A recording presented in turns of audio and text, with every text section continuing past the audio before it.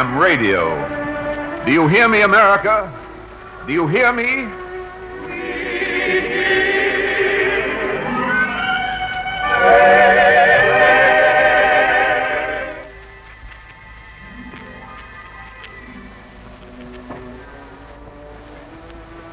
I am radio, the voice, contraption of wood, steel, loops, mics, electric waves, tubes, and flesh and blood. In the golden morning, through to the folding evening, I speak to you with many musics, sounds, and voices. You know me in what I have said. I am sent and received by electric waves, carried to you through the courtesy of natural laws. Mover along the wind, companion of sun and thunder, over the American continent, I sound from the steaming savannas of the South up to white Alaska, from the gold-tossing cornfields of the West to the incredible eastern cities. I speak with many music, sounds, and voices. Do you hear me, America?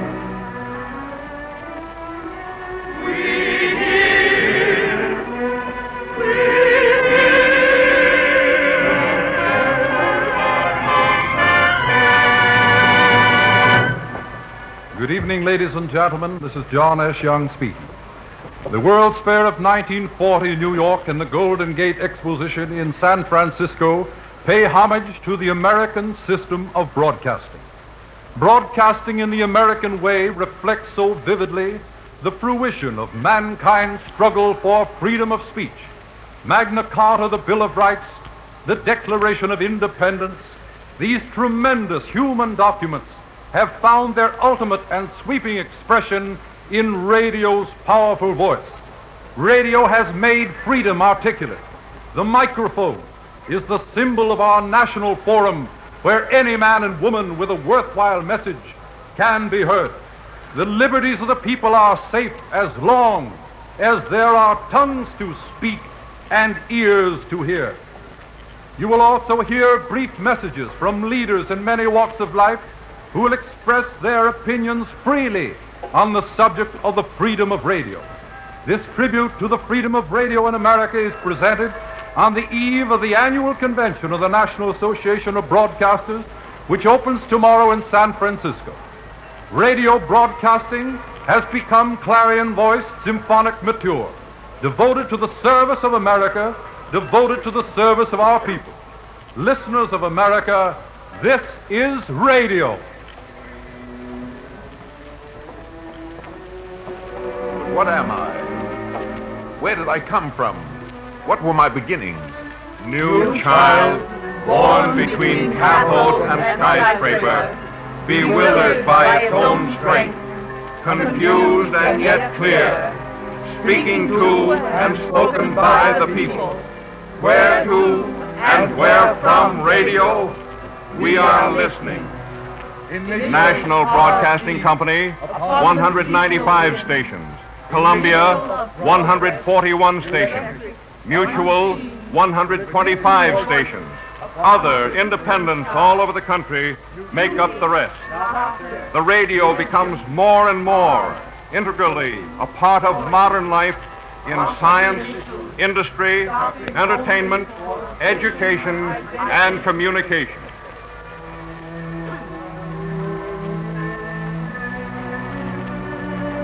You hear me, America? We hear. In which way do you hear me? Which way? In my whispering or my shouting way? My sentimental or my obstreperous way? My learned, my frivolous, or my news way? Different way.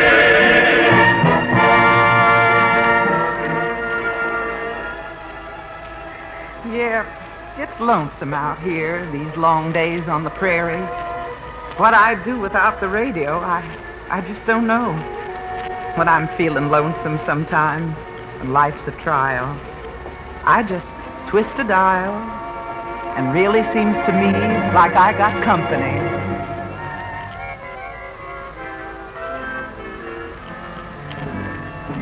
I tune in on the commentators, hear what's happening, like to know what's going on.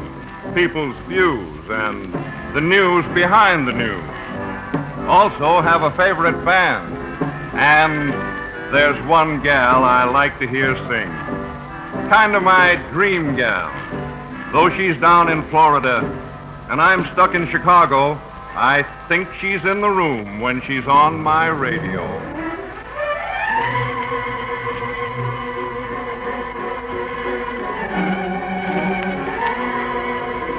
Got a little daughter, the name of Nancy, smart as a whip and acts real fancy. Talks about chicks and wears new hair waves. She studies French lessons over the airwaves. She reels off French just like an heiress that learned her parlez-vous in Paris. And to think she's never set foot outside of Big Rock, Arkansas.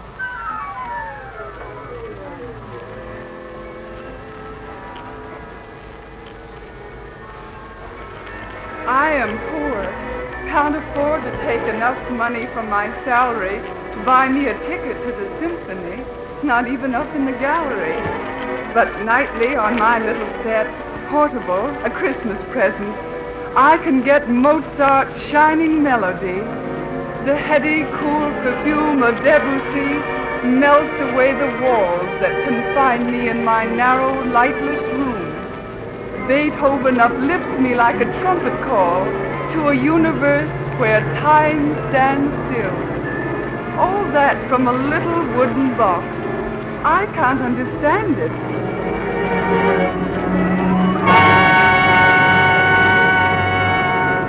I am an immigrant from a land where nobody much read, but I hear on air what I understand. I learn how to talk what book I read. I feel one among many in the crowd. It make me proud.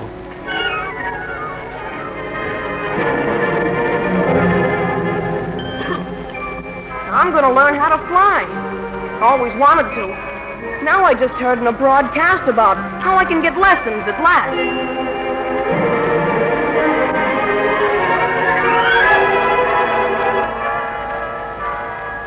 You like this dress? It's my first evening dress. It's me, after all these years, getting gay, wearing something décolleté. Yes, I just got tired of being a country slattern and wrote into the station for a pattern.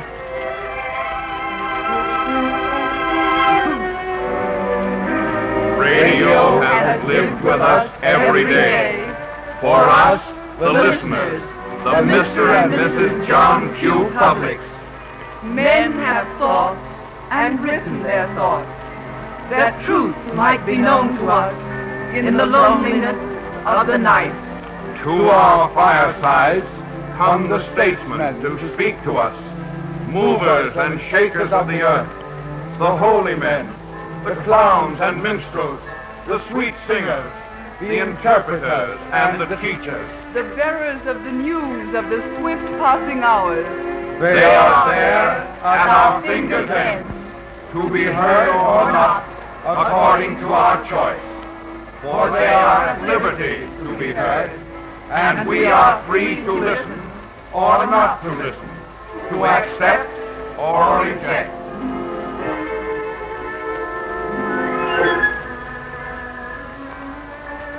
Do you hear me, America? Do you hear?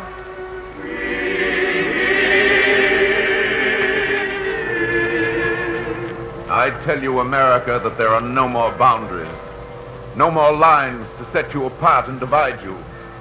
The people are no mystery to each other.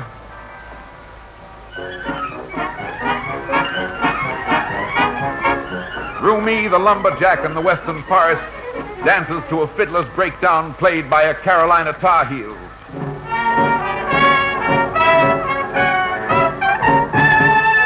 The Negro in Harlem nods his head in time with a jazz band from Palm Beach's sun-hot strand. The Maine fisherman sits, his gray head bent, tuned to a cowboy's dying lament. Oh, I tell you, America, it's true. There will be no more dividing for you. No more boundaries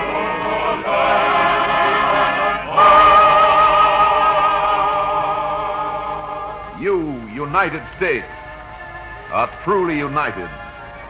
You are no strangers to each other. That's a fact. Darned if tain't. Check, brother.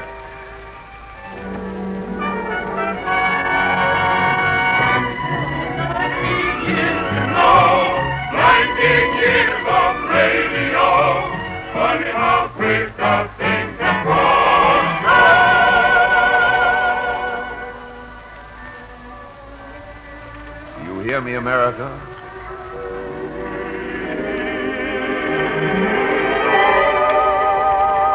I tell you, there are no more walls of hate or ignorance to stand between you. I have brought you together. When you hear me, you hear each other. I am your radio.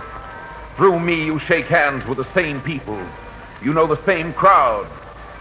Listen to a few of the friends you have in common. California, are you there? On the air. Strange are the tales he sometimes tells, but the whole world tunes in Orson Welles. The oldest kind of show business is what we call the living theater. We all still love it, and I guess we always will. We're learning now to love another great theater art, the motion picture. I know, because right now I'm speaking to you between takes on an RKO movie set in Hollywood. And since we're on the subject of radio, which is today's subject and the only important subject today, I'd like to say that that's the wonderful thing about radio, is that you can take it anywhere and send it anywhere. And I'm very privileged and very glad today for the chance to say that radio is, in my opinion, the last great frontier in America. I'm very privileged to be able to serve it. I'd like to continue in any capacity whatsoever, even as a rather lost ad-libber on a movie set, to thank it and to serve it in any way as long as it'll have me, and to remain as always obediently yours. I have to admit it, I got a crush on Morton Downey, the Irish thrush. When Irish eyes are smiling, all the world seems bright and gay.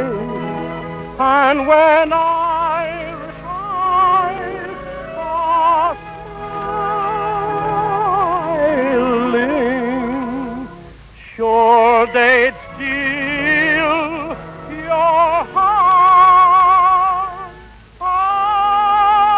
away. Good night, and God bless you. Hollywood News, this girl's the topper. Your correspondent, Hedda Hopper. Saying good afternoon to some of you, good evening to more of you, and good luck to all of you. And here's Gene Autry. He's a lad who'll top them all in song and saddle. Thank you and greetings to the NAB. I hope you'll be listening each Sunday when I'll be back in the saddle again, out where a friend is a friend. And for musical knowledge, there's no one wiser than your old professor, Kate Kyser. Evening, folks.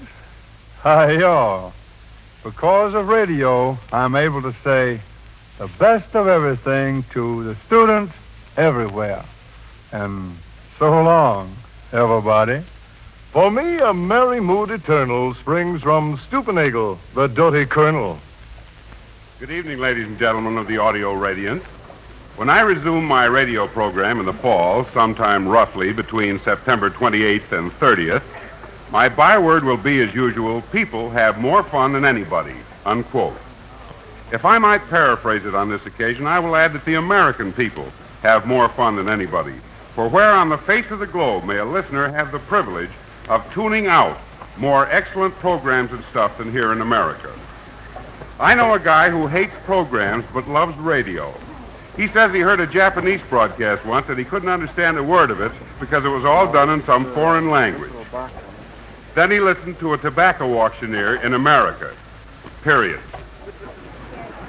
Now he tunes in nothing but studio applause, station breaks, static, and the guy who says, "This is the..." The rest of the time, I just sit in my cell and go...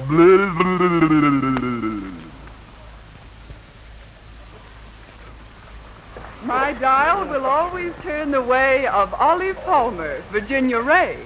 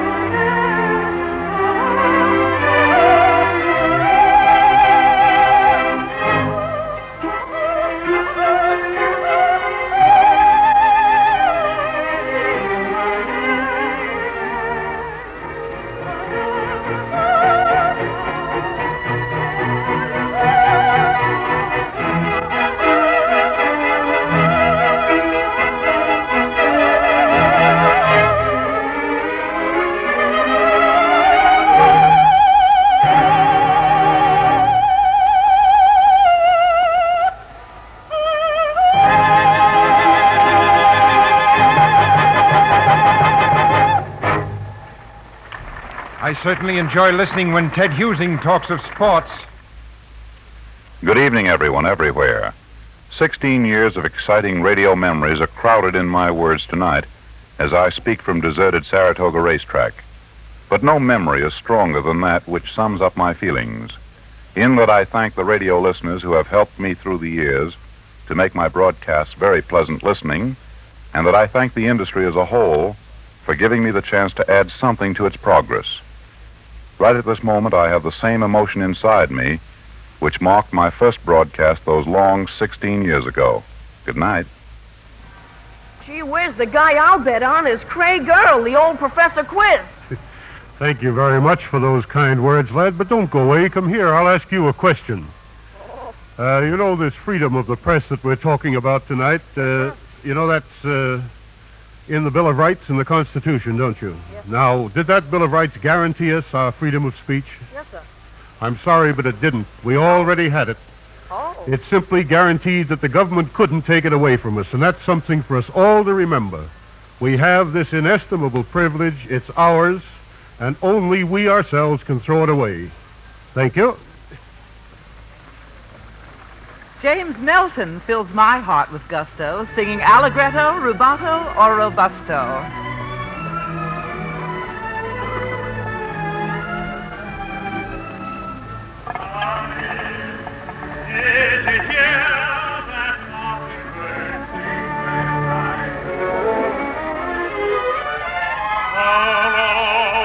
It was singing so sweet in the moonlight. From the old bayou, it seemed to say, love you so, honey, that's the way I love you, my Lendy Lou, oh, I'd lay right down and die if I could be as sweet as that to you, my little Lendy Lou.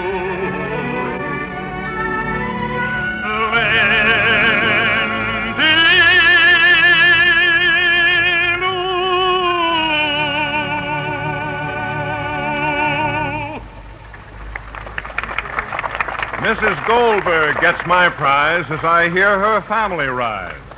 You, Mrs. Blue. That was Molly. But here is Gertrude Berg, actress, author, and director of the Goldbergs.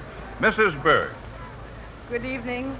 I don't very often have the occasion to appear before the microphone as myself, although I suppose Molly is as much myself as any invented character can be.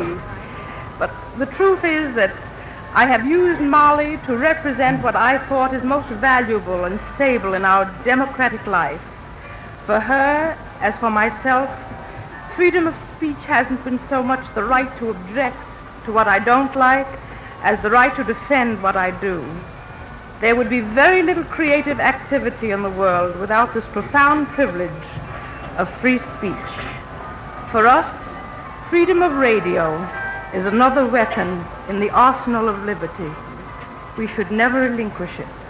And as Molly would say, Rosalie, mein Kind, a bird free in the air is worth two in the cage. Thank you. Now, I'm a fan for amateur shows. You can always give me major bows. All right, all right. Around, around she goes, and where she stops, nobody knows. Thank you. Dorothy Gordon of Talents Untold, idol of children, young and old. Hello, everybody, young and old. In Europe, I saw radio being used to carry falsehood and fear into the hearts of boys and girls. Over here, it brings to our children the message of fun and play and freedom. I'm sure that if all the children of America could speak with one voice into this microphone, they would simply say, let's have more of the same freedom, please. And I can hear from eve to morn the news from H.V. Kaltenborn. Good evening, everybody. Watch the news from the Far East. A new fascist government in Tokyo adopts Nazi tactics against Britain, against the United States. London and Washington take countermeasures. Britain arrests prominent Japanese. We embargo aviation, gasoline. Tokyo protests. What next? Good night. My heart soars on wings when Lucille Manners sings.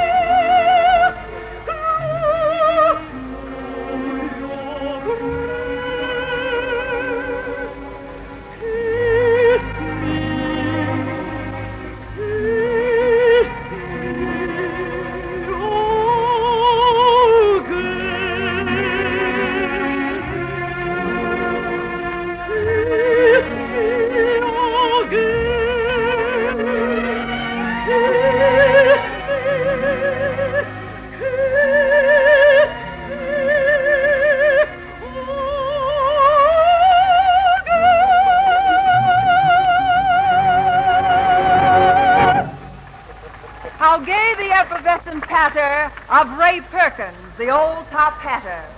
Hi there, ladies and gentlemen, in all those garden spots of America. This is your old friend and constant admirer, Ray Perkins, and this is Clarence, my piano. Clarence, quit sniggling, will you? Hi there, ho there, and how do you do? Just dropped in to say hey, hey, and swap a yarn or two. Soft white hands that were made just for tender caressing. Pale hands are smooth. Whether it's Andante, Waltz, or Retardo, the maestro for me is Guy Lombardo.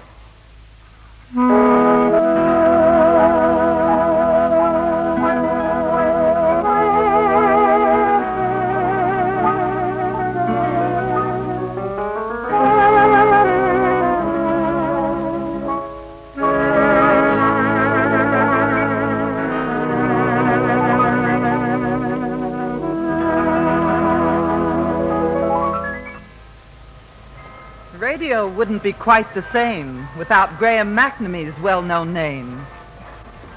Good evening, ladies and gentlemen of the radio audience. It's a tremendous pleasure to be out here and listen to this program, this gorgeous World's Fair in New York.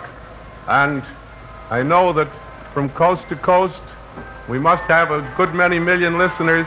It's one of the greatest programs we've ever put on in the last 20 years, unquestionably. And I know one thing. It's always a pleasure for me to be in front of a microphone.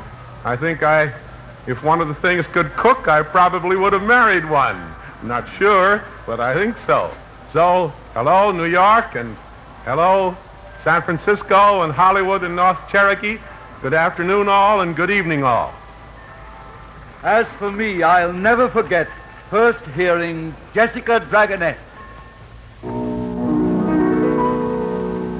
You'll belong to me. I'll belong to you.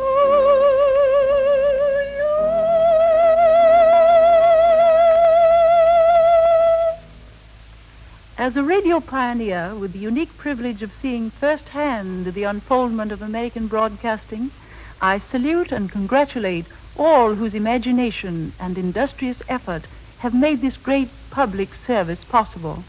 My deep thanks to you, and my best wishes to all my dear radio friends.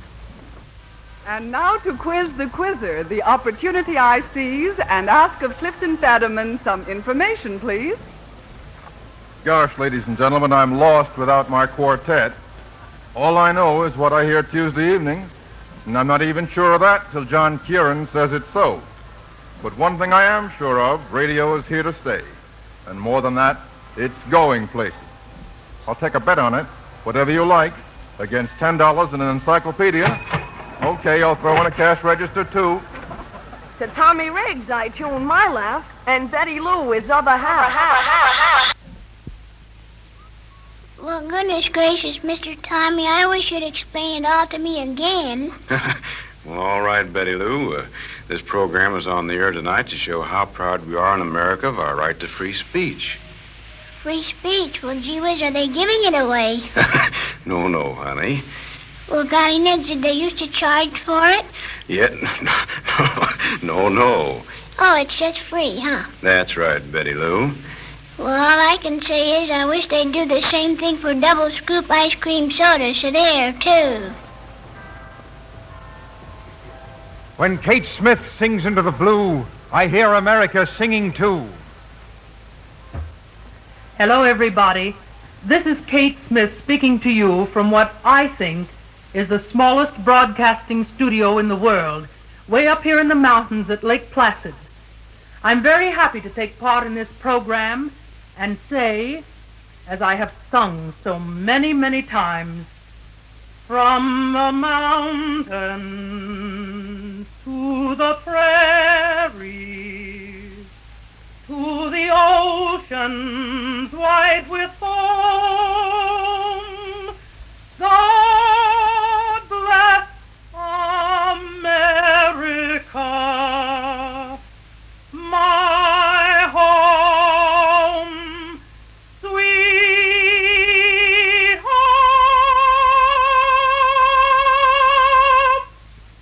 Thanks for listening, and good night. When I hear music, the right man is the old jazz king, Paul Whiteman.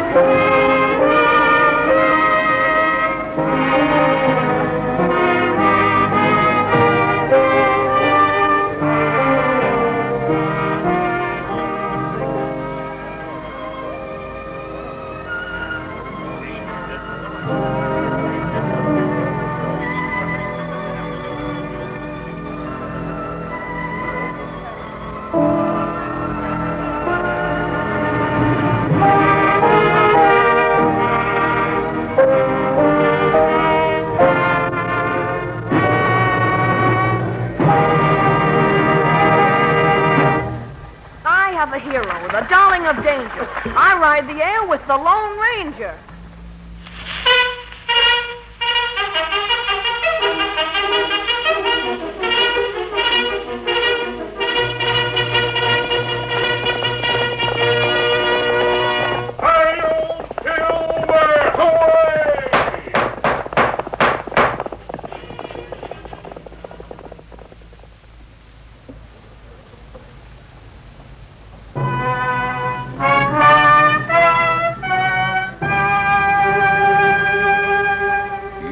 ye still, America?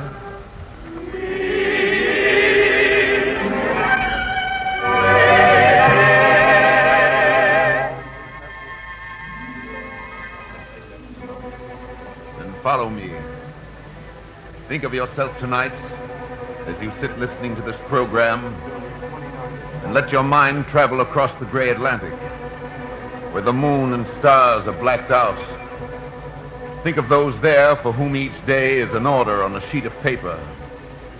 Think of those who hear only what they're told to hear, who listen only to that which Mr. Big tells them to listen to.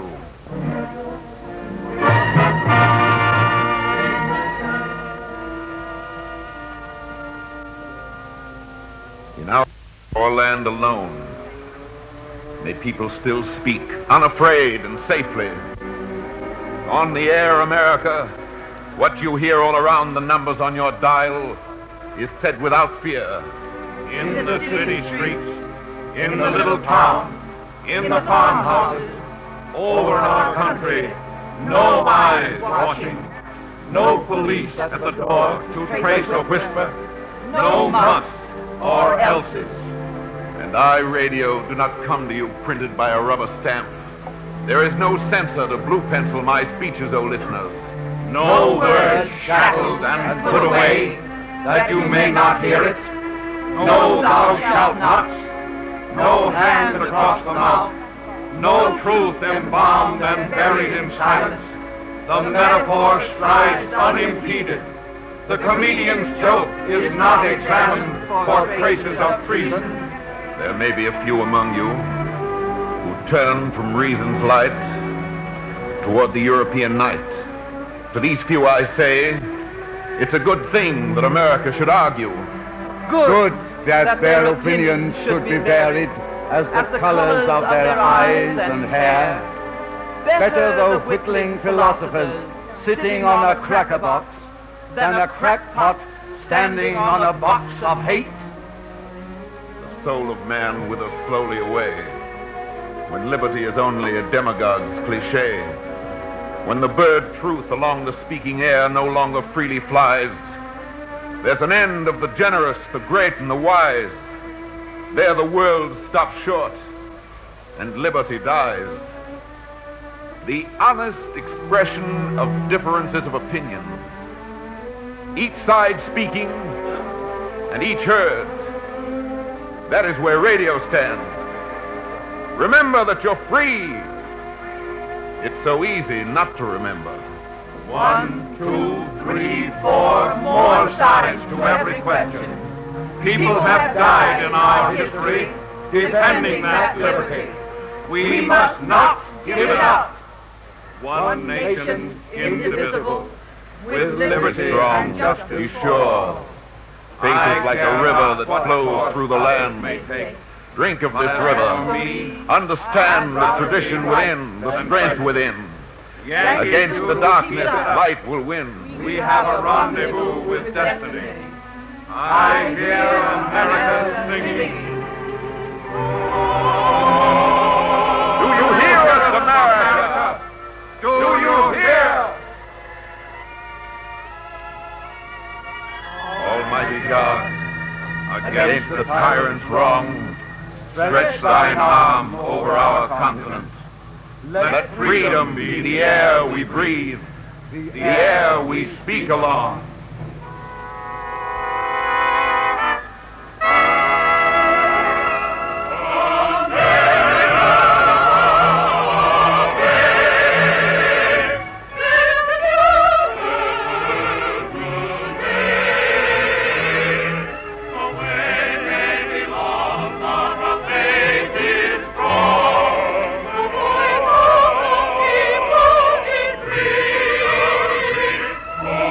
Oh!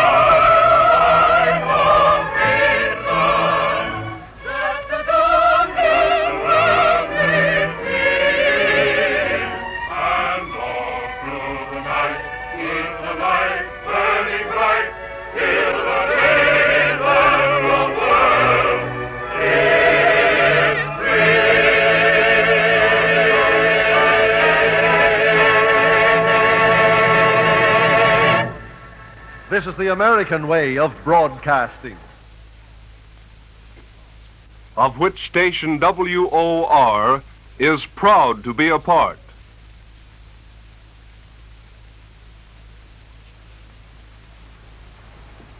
Ladies and gentlemen, this is John S. Young, continuing this program of tribute to broadcasting as we know it in America. We have contemplated American radio in all its rich contrast, but yet there is on your mind perhaps one question. What does it all mean to me, my family, my children, my friends? What connection is there between freedom of radio and freedom of religion? That question we have anticipated. Grouped at our microphone, we have distinguished spokesmen of all faiths. Dr. Walter W. Van Kirk, Executive Secretary of the Federal Council of Churches of Christ in America. In these trying days, it is good to take part in this ceremony, for we Americans should thank the Heavenly Father tonight for the privilege of being Americans. The first of these reasons is our unquestioned right to worship God as our hearts and our conscience direct. The second reason is that we do this in reverence, while a neighbor of ours worships no less sincerely in a different way. This inalienable right of religious freedom was recognized from the very start by our forefathers, who wrote that precious and dynamic outline for man's conduct with each other, the Bill of Rights. This new instrument that projects the human voice around the earth at a faster clip than the speed of light has the opportunity to carry out the wise will of our tolerant forefathers, or through its immediate coverage of Catholic, Jewish, and Protestant homes, the radio may destroy the work of our forebears and divide this nation into camps of hatred and intolerance. American radio, reflecting as it does our aspirations and our hopes, has been used to draw us closer together and not to separate us. In truly American style, it has chosen the American way of doing good, and 43 million American Protestants applaud you. Radio in this country also reaches our 20 million Catholic neighbors and friends. Reverend Brian J. McIntaggart, representing Archbishop Spellman of New York, has come to the Court of Peace at the New York World's Fair to bear testimony to the significance of this important occasion. Radio is doing a vast missionary work. Radio today carries the torch of enlightenment first kindled on this continent by the epochal missionary searchings of Jogues, Marquette, and other early spiritual heroes. In an important sense, religious pioneering such as theirs set the spiritual foundations of democracy in the American tradition. But along with other people, we Americans in the last half-century have inclined to forget those divine spiritual values which made our young democracy the hope and pattern of oppressed people everywhere.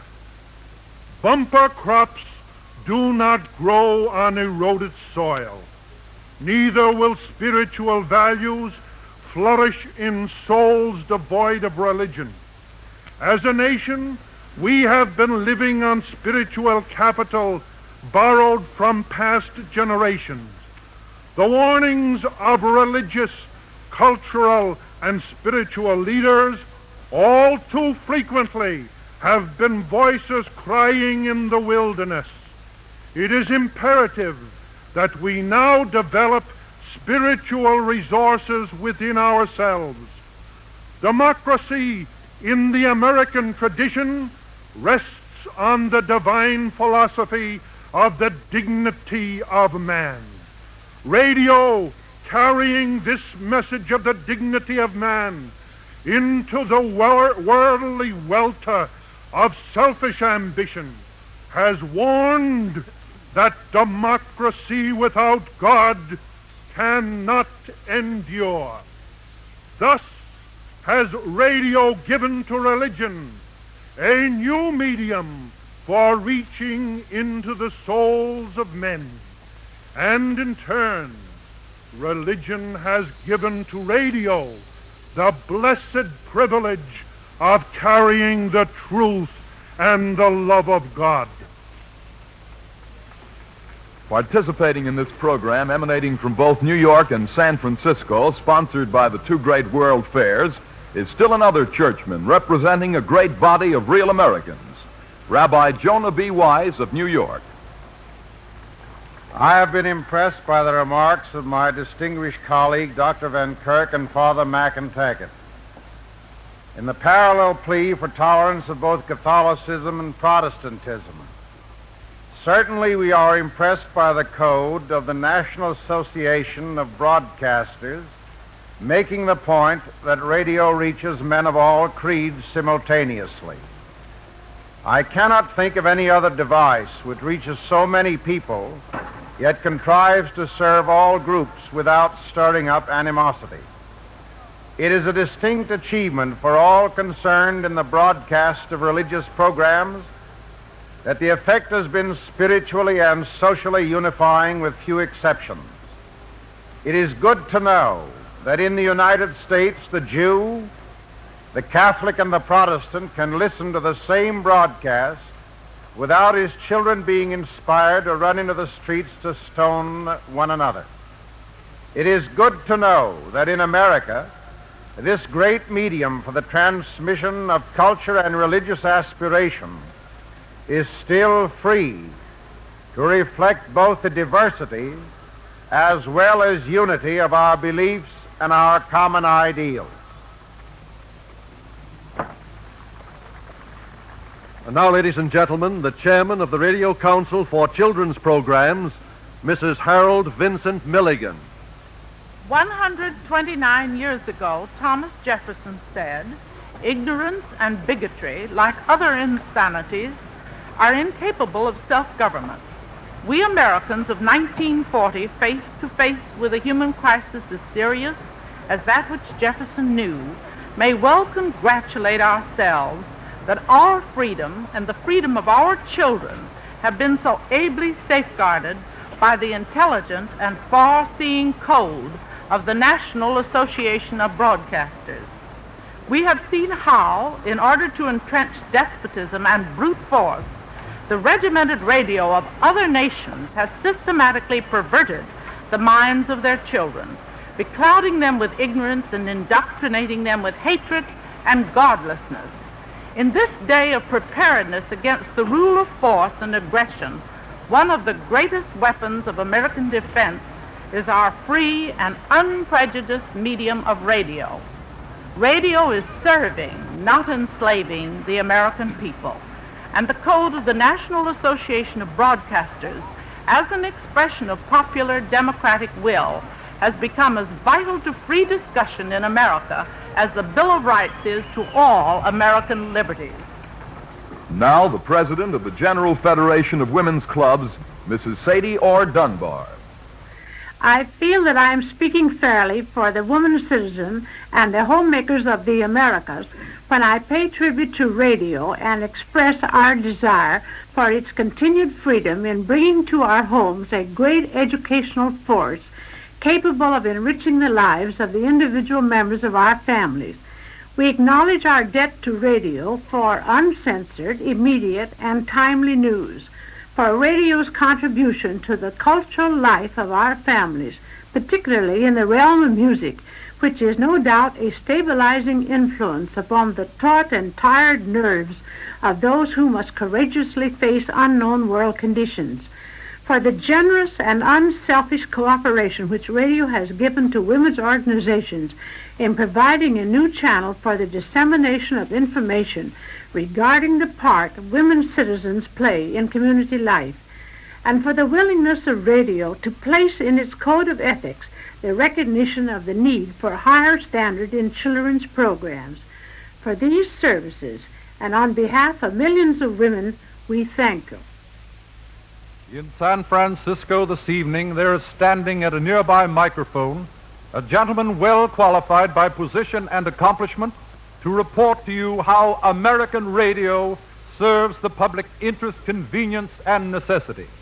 We take great pleasure now in presenting Mr. James Lawrence Fly, Chairman of the Federal Communications Commission, who in any other land and in any other personage might have different things to say to you than he perhaps now has to say.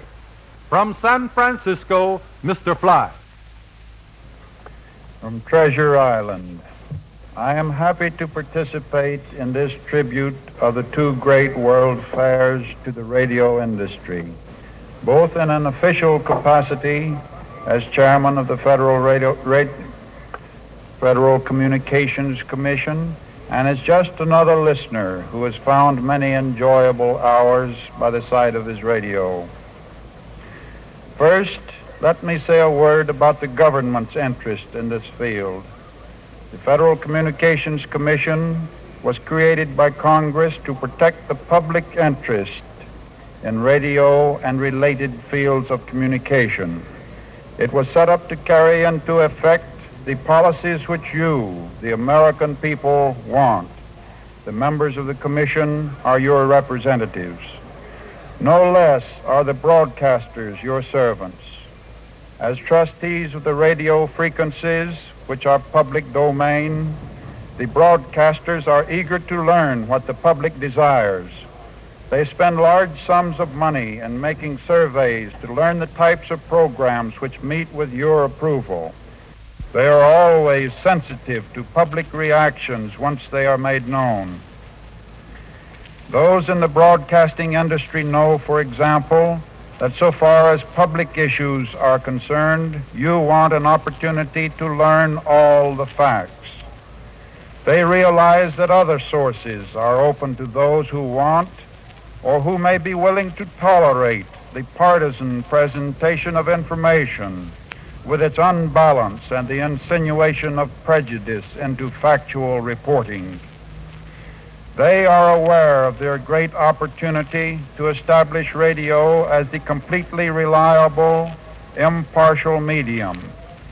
Idealism is a practical influence in the conduct of radio broadcasting.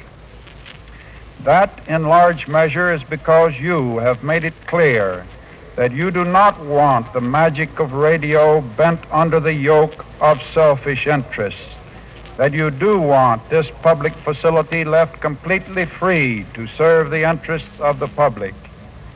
It is entirely appropriate that you make your wishes known to the broadcasters and, for that matter, to the Commission. All of us want radio to continue its great strides for the benefit of the whole race. Its great force we all want exercised in this country to maintain American radio in the future as in the past, the finest and freest on the face of the globe.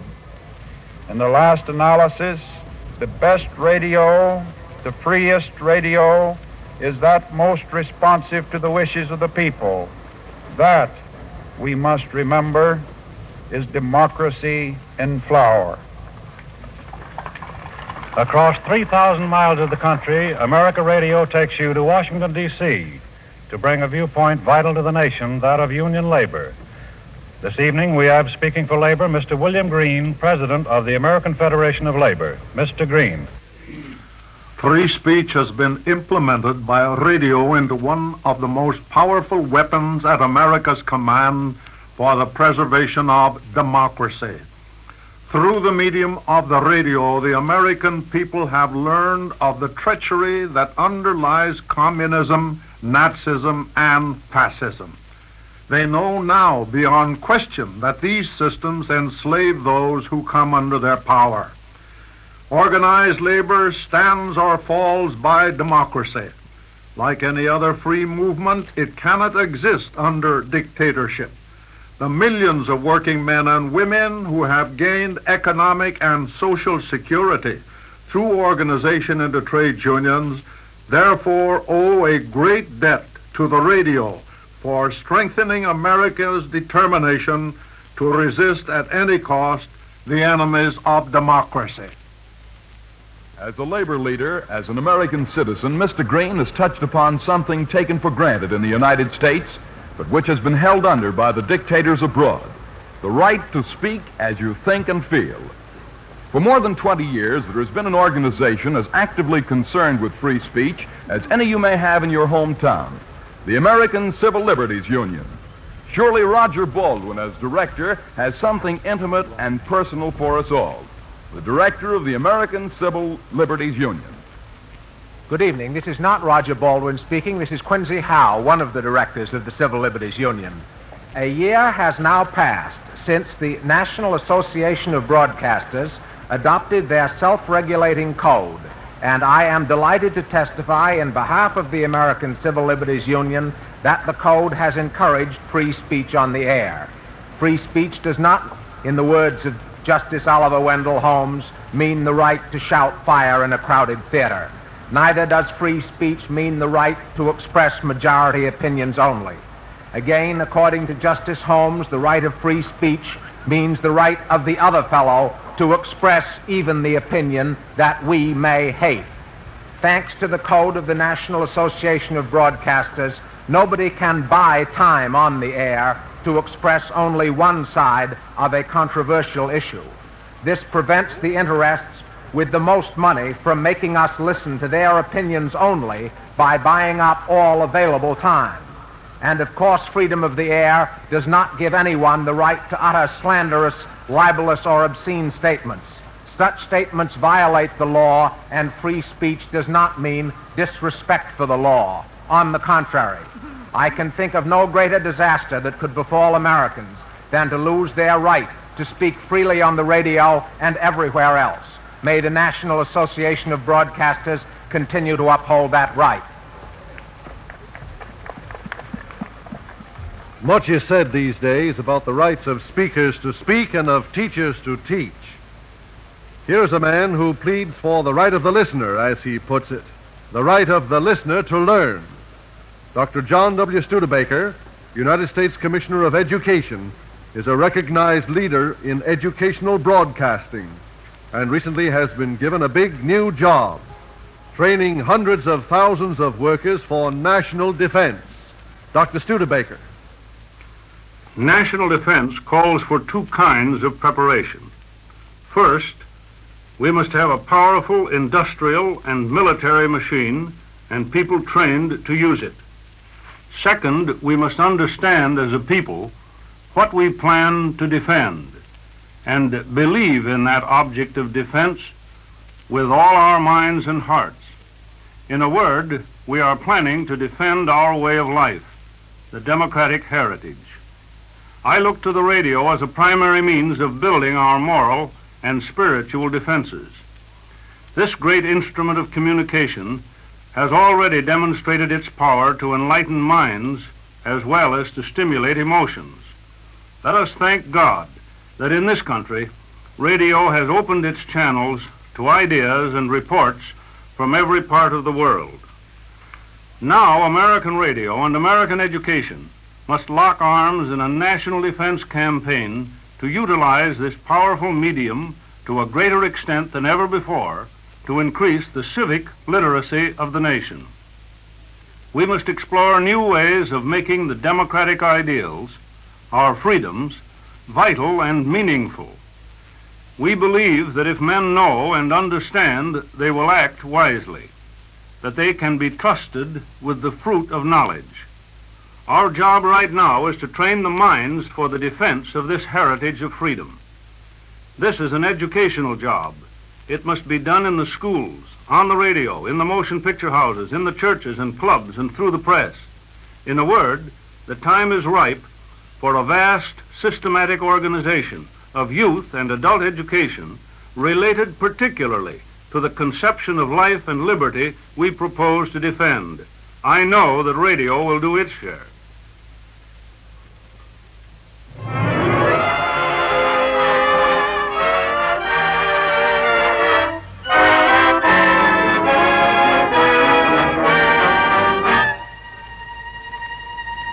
Freedom of American radio also means freedom of opportunity, especially in the creative arts such as music. Here for years, the door of opportunity has been closed to the new and unknown composer. However, this year, the broadcasters of the United States have organized a music institution so that all composers hereafter may have equal opportunity to be heard. Among the hundreds of compositions recently published is a song entitled High on a Windy Hill. Jimmy Dorsey has this to say about the new song. There is a new note of freshness in this song, characteristic, I believe, of the new music which is yet to be written and enjoyed in America. From the Federal Plaza, Jack Joy and his Treasure Island Orchestra with Jimmy Brierly as vocalist will now preview this song written by Joan Whitney and Alex Kramer, High on a Windy Hill. High on a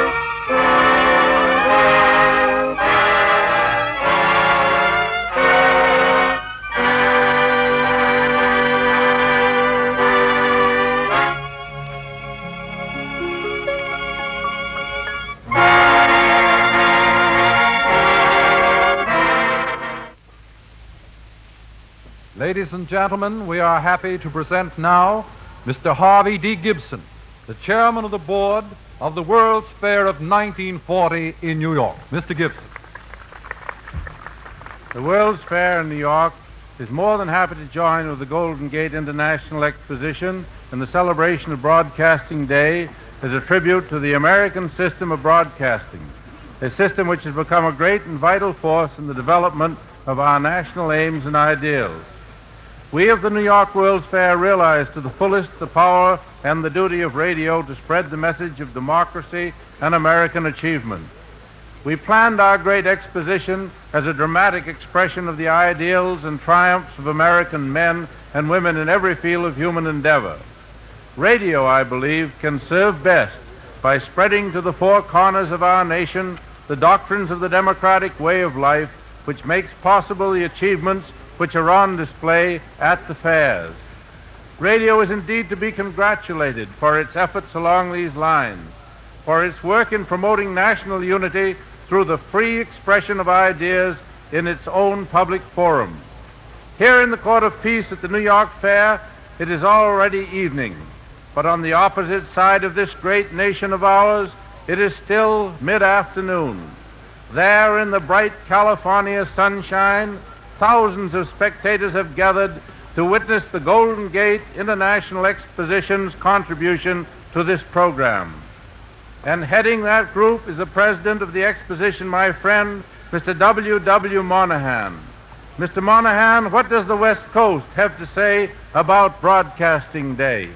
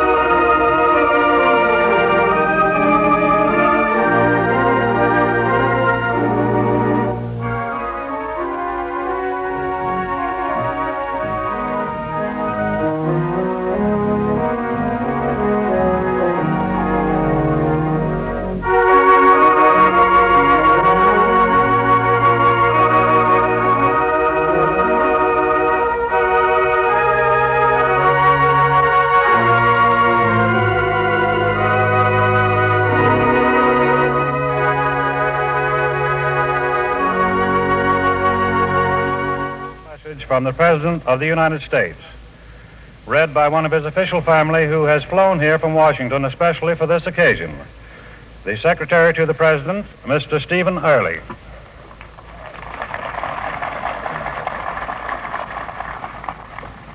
It is singularly fortunate that at a time when the freedom of mankind is at stake through much of this world, we can assemble here to participate in a ceremony which symbolizes liberty in America.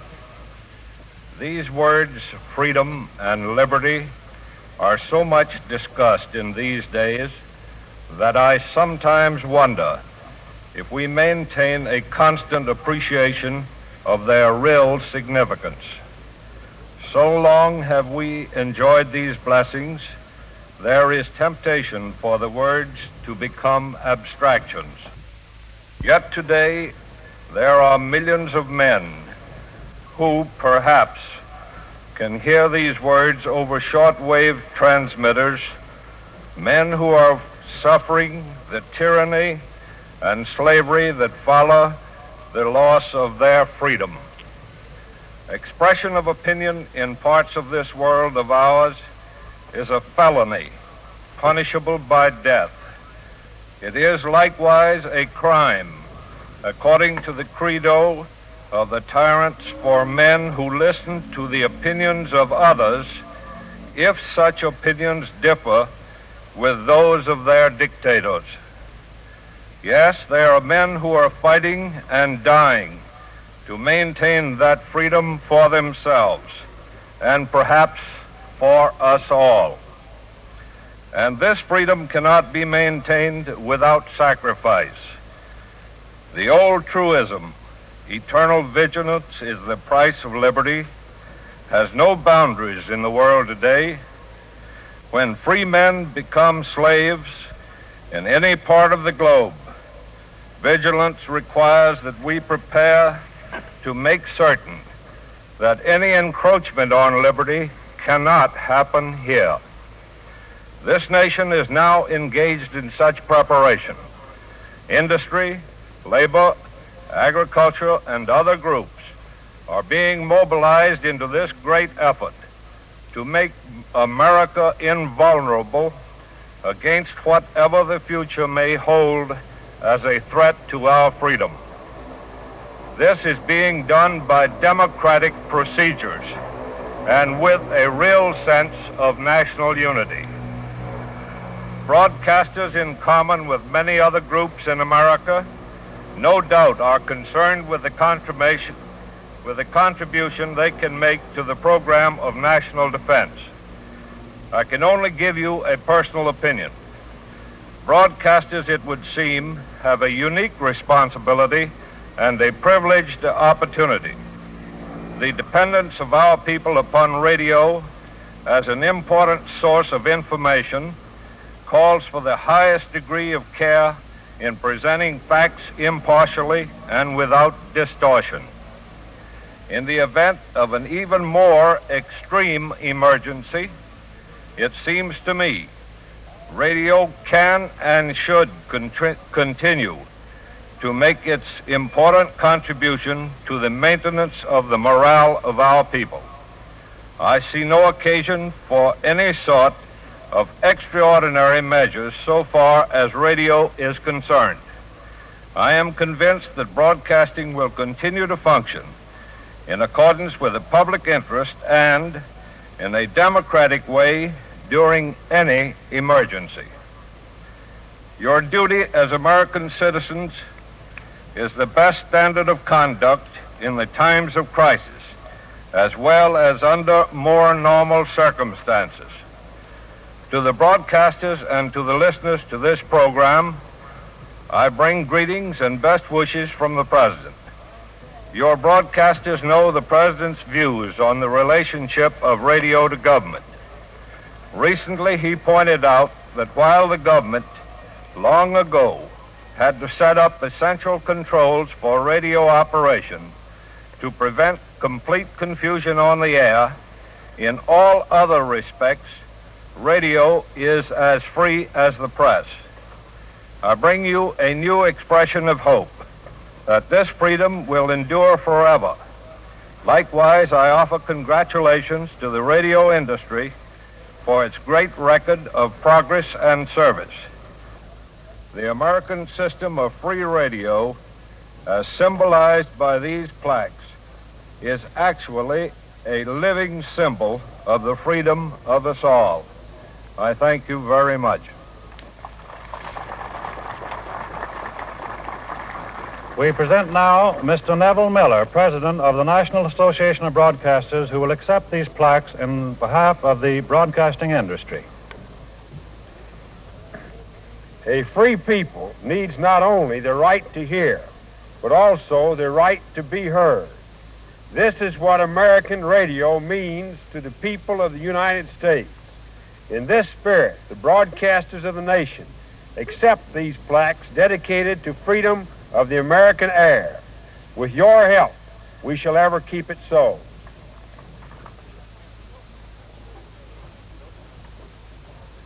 Ladies and gentlemen, our national anthem.